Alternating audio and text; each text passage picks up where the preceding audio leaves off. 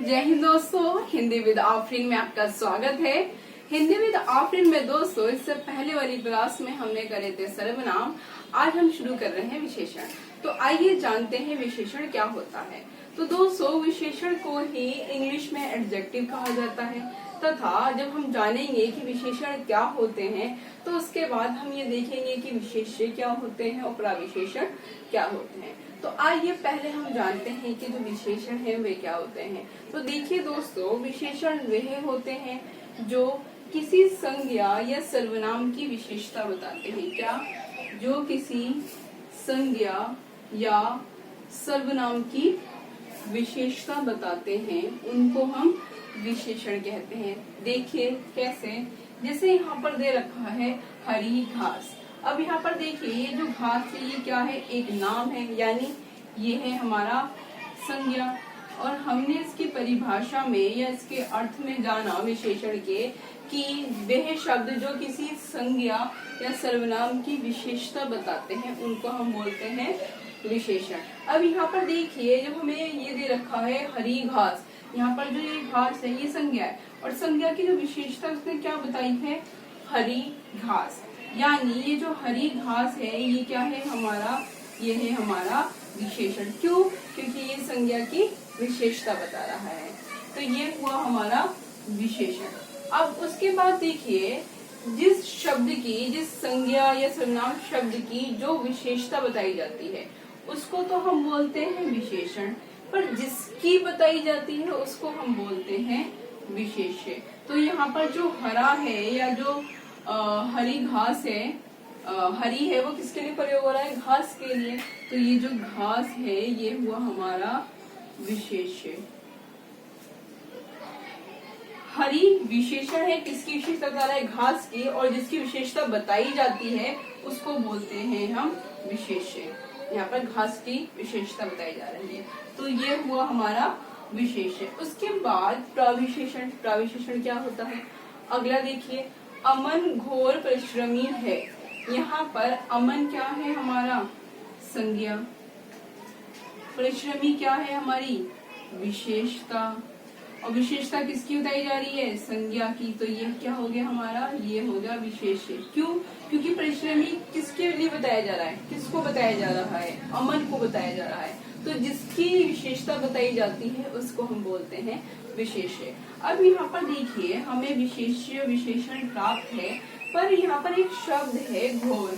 यहाँ पर एक शब्द है घोर जो किसकी विशेषता बता रहा है? परिश्रमी की। मतलब घोर परिश्रमी है, वो बहुत ज्यादा मेहनती है।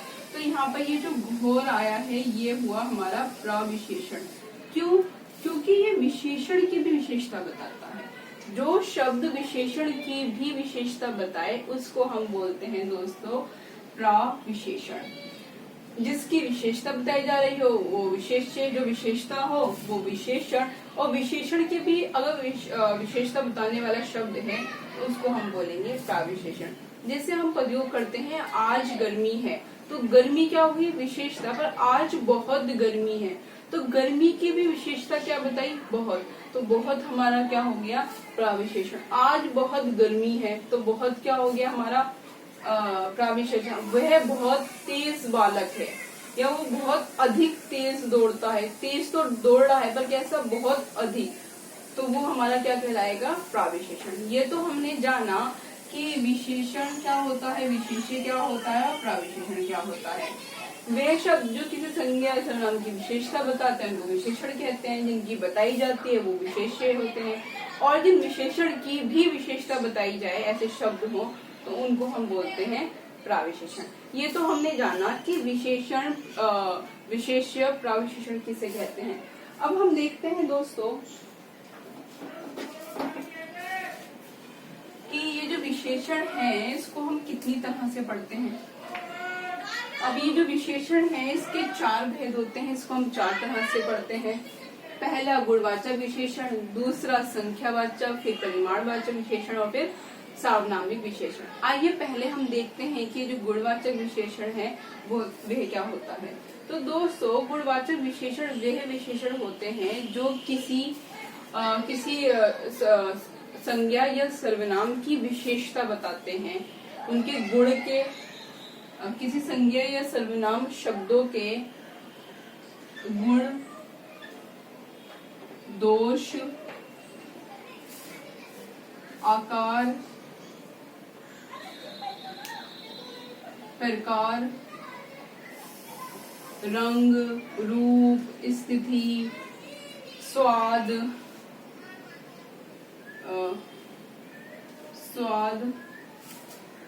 आदि की विशेषता बताते हैं। जैसे गुण, दोष, आकार, प्रकार, रंग, रूप, स्वाद, स्थिति, दिशा आदि के बारे में बताते हैं।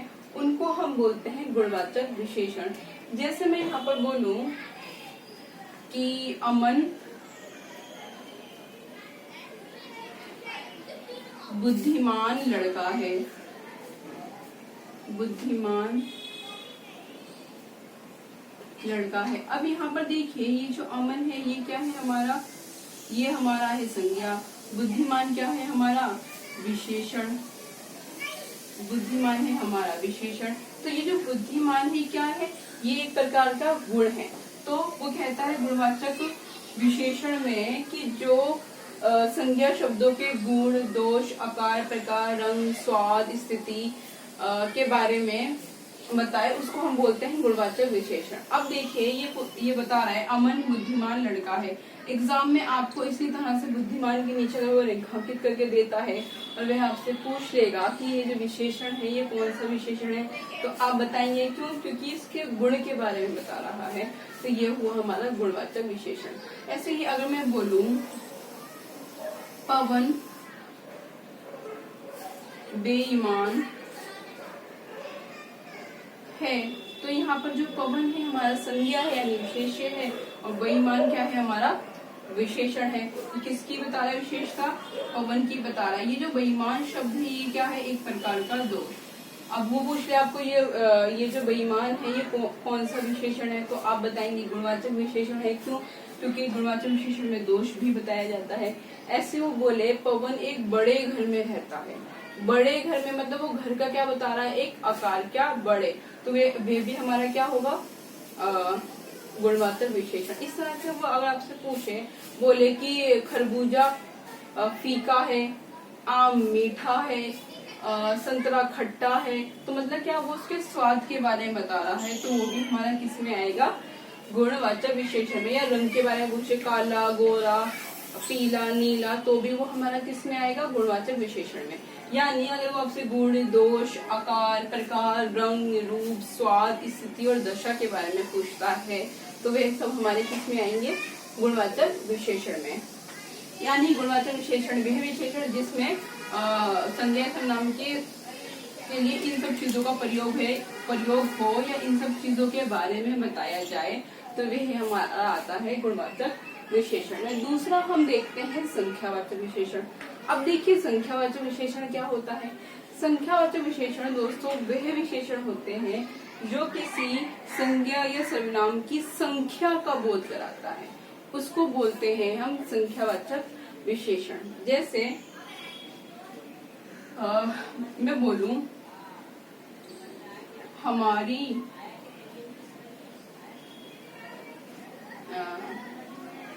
मैं बोलूं मेरी कक्षा में, मेरी कक्षा में 40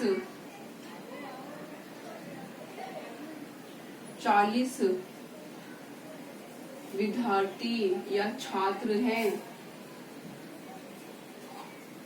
तो यहाँ पे ये जो 40 क्या है, छात्र क्या है, हमारा संज्ञा है, और 40 क्या है, हमारा संख्या है। तो ये संज्ञा की क्या बता रहा है, संख्या बता रहा है। तो ये हमारा कौन सा विशेषण हुआ, संख्यावाचक विशेषण। वह विशेषण जो किसी संज्ञा या सर्वनाम की संख्या का बोध कराता है, तो उसको हम बोलते हैं संख्यावाचक विशेषण। इसी में जब यह आपसे ये बोलता है कि रमेश ने 5 किताबें खरीदी, रमेश ने 5 किताबें खरीदी, अब देखिए यहाँ पर 5 किताबें खरीदी हैं, मतलब ये संख्या, ये जो किताब है संज्ञा है और उसकी संख्या बताई जा रही है, तो संख्यावाचक विशेषण। अब महेश ने कुछ कॉपियां खरीदी या ली, कुछ भी बोल सकते हैं हम। अब देखें यहाँ तो हमें पता है कि उसने जो किताबें ली हैं वो कितनी हैं, 5 हैं, पर कॉपियां कितनी ली है महेश ने, हमें वो नहीं पता। तो इसलिए जहां पर हमें पता हो, संख्या का बोध हो, उसको हम बोलते हैं संख्यावाचक विशेषण में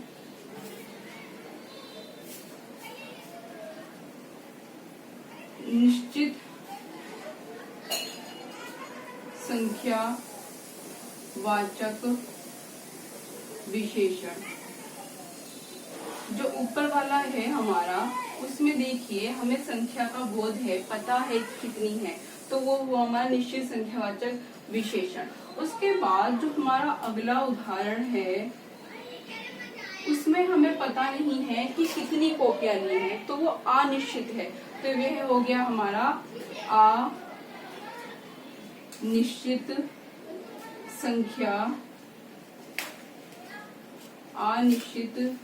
संख्यावाचक विशेषण। तो इस तरह से हमने देखा जो संख्यावाचक विशेषण होते हैं वे 2 प्रकार के होते हैं, एक निश्चित और दूसरा अनिश्चित। जिन संज्ञा या सर्वनाम शब्दों में हमें निश्चित संख्या का बोध हो वह निश्चित संख्यावाचक विशेषण, जिनमें बोध ना हो वह अनिश्चित वाचक संज्ञा विशेषण। उसके बाद हम देखते हैं अगला परिमाणवाचक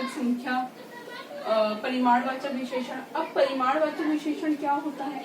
परिमाणवाचक विशेषण दोस्तों वह विशेषण होता है जिसमें हमें संज्ञा या सर्वनाम के माप का या परिमाण का बोध होता है, उसको हम बोलते हैं परिमाणवाचक विशेषण। अब देखिए जैसे मैं बोलूं कि माँ ने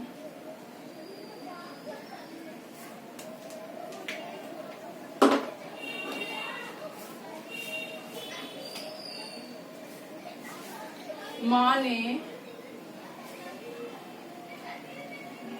5 किलो चावल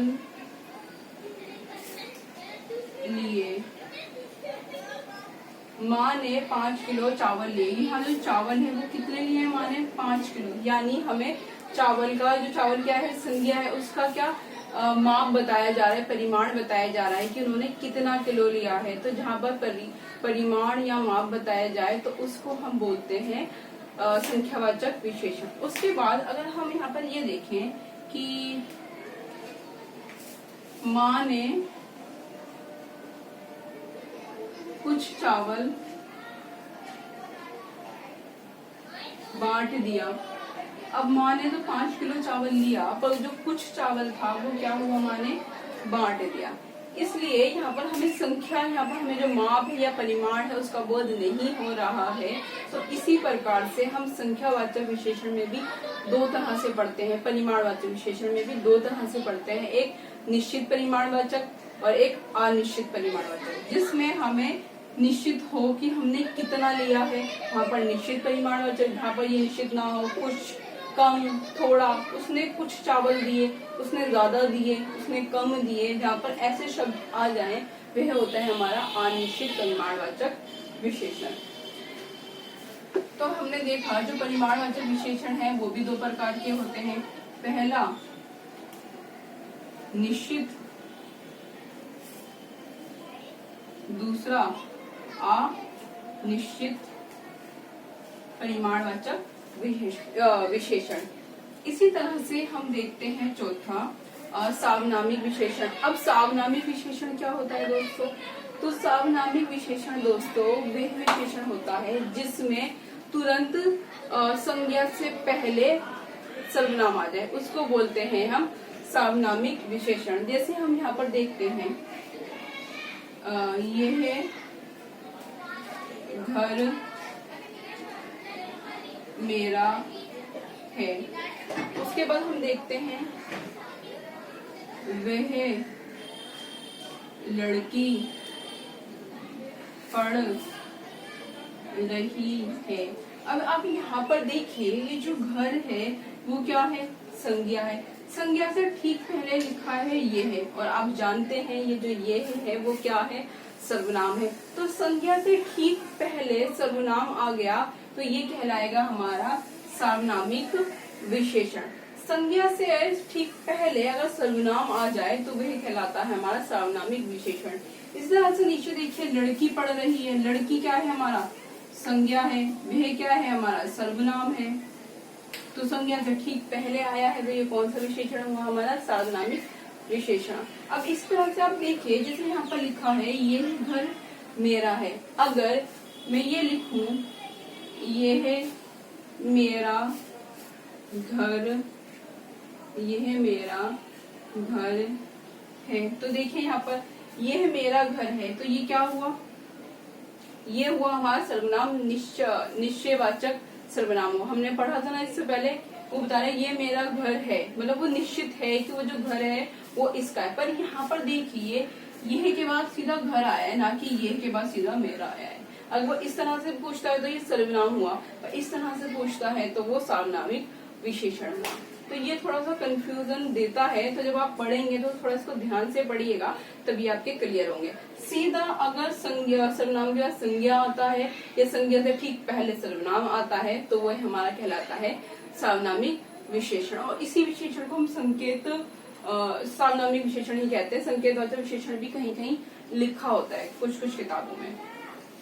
उसके बाद दोस्तों हमने यह तो जान लिया कि विशेषण, विशेष्य, प्रविशेषण क्या होते हैं तथा उनके जो चार भेद थे वो भी जान लिए। अब हम देखते हैं ये जो विशेषण है इनकी अवस्थाएं होती हैं। इनकी तीन अवस्थाएं होती हैं। देखिए, जो पहली अवस्था होती है उसको हम बोलते हैं मूलावस्था, दूसरे को बोलते हैं उत्तरावस्था और तीसरे को बोलते हैं उत्तमावस्था। अब मूलावस्था, उत्तरावस्था और उत्तमावस्था क्या होती है वे भी जान लेते हैं।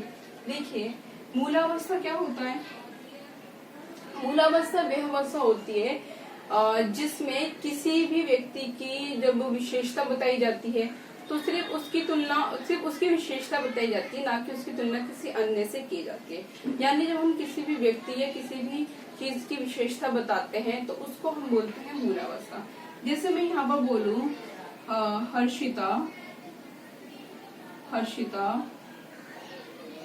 सुंदर है, या हर्षिता सुंदर लड़की है, कुछ भी लिख सकते हैं। मैं लिख रही हूँ हर्षिता सुंदर है, तो यहाँ पर सिर्फ हर्षिता की विशेषता बताई जा रही है तो वो मूलावस्था है। पर यदि हर्षिता की तुलना किसी अन्य एक लड़की से कर दी जाए तो वह कहलाती है हमारी उत्तरावस्था। यानी जब किसी एक व्यक्ति की तुलना किसी अन्य व्यक्ति से कर दी जाए तो उसको हम बोलते हैं उत्तरावस्था। जैसे मैं बोलूं हर्षिता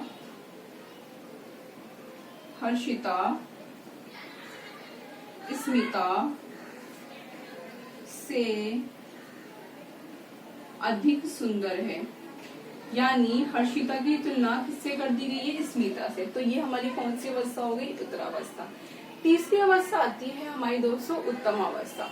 उत्तमावस्था में यदि मैं किसी एक व्यक्ति की तुलना कई सारे व्यक्तियों से कर दूं तो वो कहलाएगी हमारी उत्तमावस्था। जैसे हर्षिता कक्षा में सबसे अधिक सुंदर है, तो वह कहलाती है हमारी उत्तम अवस्था। यानी वे सब में सबसे उत्तम है, इसलिए वो कौन सी अवस्था कहलाई, हमारी उत्तम अवस्था। पहली अवस्था थी हमारी मूलावस्था, जिसमें सिर्फ उसके बारे में जो है सिर्फ उसकी विशेषता बताई जाए। दूसरे में किसी अन्य से उसकी तुलना करके उसकी विशेषता बताई जाए। तीसरे में किसी एक की बहुत सारे लोगों से तुलना करके बताया जाए कि वो सबसे उत्तम है, तो वो होती है हमारी उत्तम अवस्था। ये तो हुई इसकी विशेषण की तीन अवस्थाएं कि हम किसी का विशेषता बताते हैं तो इन तीन अवस्थाओं के अंतर्गत बताते हैं। अब देखिए, जब इन विशेषताओं की हम बात करते हैं तो इनका जो विशेषण बनाते समय या इनकी विशेषता बताते समय हम दो नियमों को देख सकते हैं। पहला नियम ये कि जो संस्कृत के विशेषण है, जो संस्कृत के विशेषण होंगे उनको हम कैसे बनाएंगे, उनकी हम उत्तरावस्था उत्तमावस्था कैसे बनाएंगे। तो संस्कृत के जो विशेषण होते हैं उनमें हम उसकी उत्तरा और उत्तमावस्था बनाने के लिए तर तथा तम लगाते हैं। जैसे यहाँ पर दिया है उच्च, अब उच्च की उत्तरावस्था बनाने के लिए हम लगाएंगे उच्चतर, उसके पीछे तर लगा देंगे तो वो बन जाएगा हमारा उच्चतर। इसी तरह से अंत में दे रखा है तम, अगर हम उत्तमावस्था में तम लगा दें तो वो हमारा बन जाएगा उत्तमावस्था। जैसे उच्च, उच्चतर, उच्चतम। तो ये हो गया हमारा 3 अवस्थाएं, उच्च, मूलावस्था, उच्चतर, उत्तरावस्था, उच्चतम, उत्तमावस्था। तो जो हमारे तत्सम विशेषण होते हैं उनमें यदि हम उनकी उत्तरा और उत्तमावस्था बनाने के लिए तर तथा तम लगा दे तो हमें वो उत्तरावस्था तथा उत्तमावस्था प्राप्त हो जाती है। देखिए इस तरह से हमने दे रखा है न्यून। अब न्यून में अगर हम तर लगा दें तो ये क्या हो जाएगा, न्यूनतर। उसके बाद अगर इसमें हम तम लगा दें तो ये क्या हो जाएगा हमारा न्यूनतम, इस तरह से। उसके बाद दे रखा है लघु। अब देखिए लघु में तर लगा दीजिए तो ये हो जाएगा हमारा लघुतर और ये हो जाएगा हमारा लघुतम, इस तरह से। तो इस तरह से हमने संस्कृत के जो तत्सम विशेषण थे और जो तत्सम विशेषण है उनमें हमने तर तथा तम लगा के क्या बना दिया है, उनकी उत्तरा तथा उत्तमावस्था। अब हिंदी के देख लीजिए, हिंदी में हम उत्तरा तथा उत्तमावस्था कैसे बनाएंगे।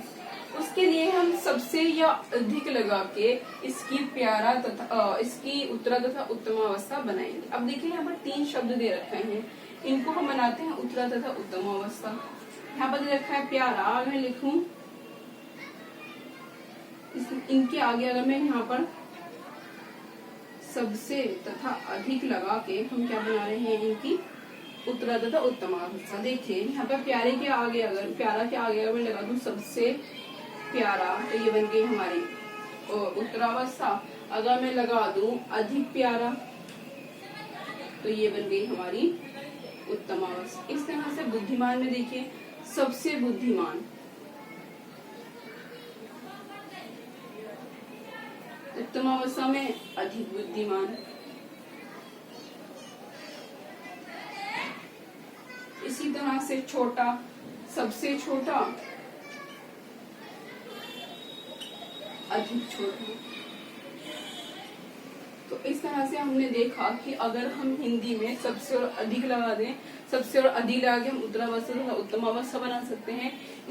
इसी प्रकार से संस्कृत के जो हमारे जो तत्सम विशेषण शब्दों में तर तथा तम लगा के हम इसकी उत्तरा तथा उत्तमावस्था बना सकते हैं। तो दोस्तों आज की क्लास में हमने पढ़ा विशेषण। विशेषण में हमने पढ़े कि विशेषण क्या होते हैं। विशेषण वे होते हैं जो किसी संज्ञा तथा सर्वनाम की विशेषता बताते हैं।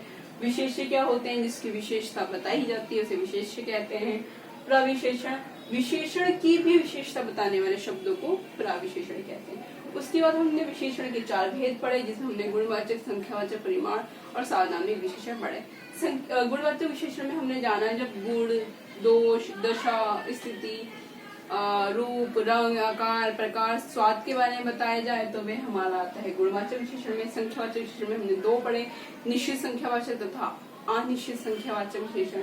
फिर परिमाणवाचक में भी हमने पढ़ा निश्चित परिमाणवाचक तथा अनिश्चित परिमाणवाचक। फिर सार्वनामिक में हमने पढ़ा जो संज्ञा सर्वनाम से ठीक पहले आ जाए उसको हम बोलते हैं सार्वनामिक विशेषण में। फिर इसकी अवस्थाएं पढ़ी, मूलावस्था, उत्तरावस्था, उत्तमावस्था, फिर उसके नियम पढ़े। तो दोस्तों आज की क्लास में हमने पढ़े विशेषण और आज हमारे विशेषण पूरे होते हैं। उम्मीद करती हूँ दोस्तों कि आपको ये विशेषण समझ में आए होंगे। आज के लिए इतना ही दोस्तों, अगली क्लास में हम करेंगे क्रिया। बहुत बहुत शुक्रिया।